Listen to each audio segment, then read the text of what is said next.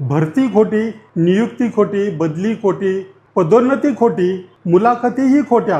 परंतु अशा भरतीसाठी पुणे महापालिकेच्या नावावर पुण्यातल्याच काही 3 लोकांनी अनेक विद्यार्थ्यांना अक्षरशः करोडो रुपयांचा गंडा घातलेला आहे. या संदर्भामध्ये तक्रारी झाल्या, परंतु अद्याप तरी काही कारवाई झालेली नाही आहे.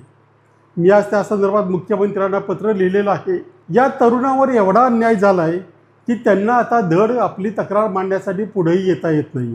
याचं कारण असं आहे की ह्या नियुक्तीच्या भरवशावर काही जणांची लग्न ठरली. आता जर हे उघडकीला आलं तर आपला कुटुंब संसार उद्ध्वस्त होईल अशी त्यांना भीती आहे. पुणे महापालिकेत गेले 4-5 वर्ष हा प्रकार चालू आहे. आपली पालिकेत ओळख आहे, वरिष्ठ अधिकारी आपल्याबरोबर आहेत असं सांगून अनेक विद्यार्थ्यांना, उमेदवारांना नोकरीचं आमिष दाखवण्यात आलं.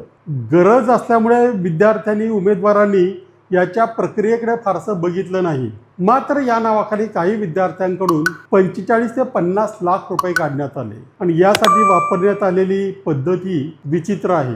या मुलांना सांगण्यात आलं की पालिकेत नोकरी आहे, परंतु ती नोकरी तुम्हाला मिळू शकते, त्यासाठी तुम्हाला चलन भरावं लागेल. आता नोकरीसाठी चलन भरावं लागतं ही मी माझ्या आयुष्यात ऐकलेली पहिलीच घटना आहे. परंतु हे चलन कॅश भरण्याच्या नावाखाली त्यांच्याकडून पैसे काढण्यात आले. याच्यात सगळं खरं आहे हे भासवण्यासाठी पालिकेचाच एका शिपायाला अधिकारी असल्याचं भासवण्यात आलं. त्याला समोर नेण्यात आलं.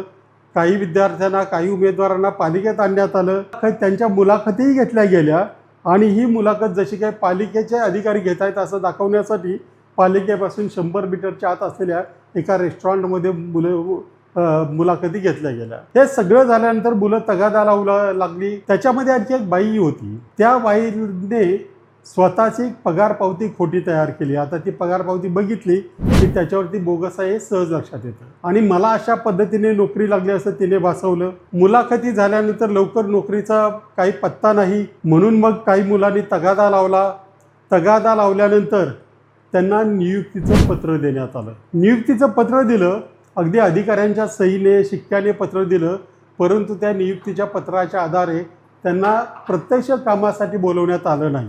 मात्र फार तगादा लावल्यानंतर एका खाजगी अकाउंटवरून आपल्याला पगार मिळाला आहे असं भासवण्यासाठी त्या मुलाच्या अकाउंटवर काही रक्कम पाठवण्यात आली. आता ही रक्कम पाठवल्यामुळे आणि नियुक्तीचं पत्र असल्यामुळे त्याला आपण खरंच नोकरीला आहोत असं वाटायला लागलं. त्यानंतर त्याच मुलांच्या काहींच्या बदलीच्या ऑर्डर्स निघाल्या असं भासवलं गेलं. एवढंच नव्हे तर त्यांना पदोन्नती दिली असंही भासवण्यात आलं. त्यासाठी पत्र तयार झाली, त्याच्यावर अधिकाऱ्यांच्या सह्या होत्या. परंतु हे लोक कधीही नोकरीसाठी म्हणून पालिकेत गेले नाही. त्यानंतर काही केले तरी नोकरीला बोलवत नाहीत म्हणून काही मुलांनी पालिकेत जाऊन चौकशी केली. त्यावेळेला त्यांच्या लक्षात आलं की आपली फसवणूक झालेली आहे. आता ही फसवणूक झाली तरी दुर्दैव असं आहे की याच्यातल्या बऱ्याच मुलांची ह्या मिळालेल्या नोकरीच्या भरोशावर, या बोगस पत्राच्या भरोशावर त्यांची लग्न ठरली. आता हे उघडकीला आलं तर आपलं कुटुंब, संसारही उद्ध्वस्त होईल, समाजात आपली बेअब्रू होईल. या भीतीनं त्यांनी तक्रारी केल्या नाहीत. ते आमच्यासारख्यांकडे आले. आम्ही त्या तक्रारी केल्या. आमच्या काही कार्यकर्त्यांनी जानेवारी 2026 झालेल्या तक्रारीवर अजूनही काही कारवाई करण्यात आली नाही. ते इतकं भयानक आहे.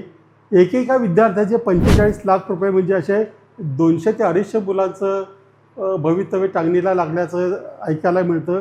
त्या अनुषंगाने बघितलं तर हा 150-200 कोटी रुपयांचा गैरव्यवहार ठरू शकतो. याच्यातले काही मोठी देणं आहेत, त्याच्यात पालिकेच्या अधिकाऱ्यांचा समावेश आहे.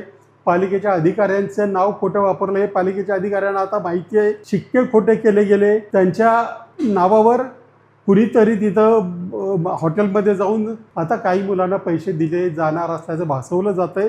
परंतु ते दिले जातील असं मला वाटत नाही, कारण त्यातल्या अनेकांनी राज्यात आणि राज्याबाहेर त्या पैशाच्या भरवशावर किंवा त्या पैशामुळे जमिनी खरेदी केलेल्या आहेत आणि आपलं राजकारणात आणि समाजात कुणी काही बिघडवू शकत नाही या विश्वासावर ते आहेत, कारण त्यांना राजकीय पाठिंबा असण्याची शक्यता आहे. त्यामुळे मी आज मुख्यमंत्र्यांना पत्र पाठवलं आहे की या सगळ्यांची चौकशी करा. हा केवळ त्या विद्यार्थ्यांची फसवणूक नाही, हा सामाजिक गुन्हा आहे.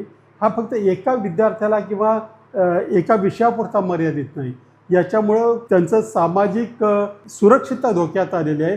त्यांच्या घरचं आता त्यांना ओरडायला लागलेले आहे आणि असंच घडत राहिलं तर आत्ताच ते आपण नीटचे घोटाळे वगैरे बघितलं. आणि विद्यार्थ्यांवर किंवा तरुणांवर कसा अन्याय होतो हे बघितलं. परंतु असे तरुण जर त्यांच्यावर असे अन्याय झाल्यानंतरही त्यांना न्याय मिळाला नाही तर कोणत्या मार्गाला लागतील हे सांगता येत नाही. याचा विचार राज्य शासनानं गांभीर्याने करण्याची गरज आहे. आणि या सर्वांवर याच्यामध्ये अनेक आहेत. कॉपीराईटचा भंग आहे, महापालिकेचा लोगो चुकीचा वापरला आहे, अधिकाऱ्यांच्या सह्या चुकीच्या वापरल्या आहेत. हा एकतर संघटित गुन्हा आहे. त्याच्यामुळे या सगळ्यांची व्यवस्थित सखोल वरिष्ठ अधिकाऱ्यांमार्फत चौकशी करून सर्वांवर कठोर कारवाई करावी अशी मागणी मी मुख्यमंत्र्यांकडे केलेली आहे.